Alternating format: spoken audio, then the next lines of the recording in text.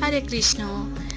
আজ ভিডিওটা বানানোর একটা আলাদাই আনন্দ রয়েছে, আর যেটা আমি আমার ক্যামেরা বন্দি না করে পারলামই না। তো দেখো, আমাদের শ্রীকৃষ্ণ আজ কিন্তু প্রচণ্ড খুশি, প্রচণ্ড হাসি হাসি মুখ করে রয়েছে। আর এত অপূর্ব সুন্দর হাসি দেখার পরে মনে হলো এটা একটুর জন্য হলেও একটু ক্যামেরা বন্দি করে রাখি, যাতে আমি এর পরেও এই হাসিটা যেন দেখতে পাই।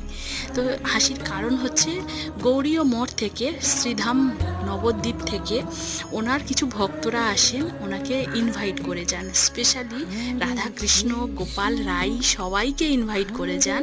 আর ওনাদের বলেছেন যে ওনাকে সবাই যেন নবদ্বীপেই চলে যায়। তো এর জন্য ভীষণ হাসি, আর অনেকক্ষণ আমাদের ভাগবত কথা আলোচনা হয়, ভীষণ ভালো লাগে, খুব ভালো লাগে। তাই আজ আমাদের গোপাল ভীষণ হ্যাপি। হরে কৃষ্ণ।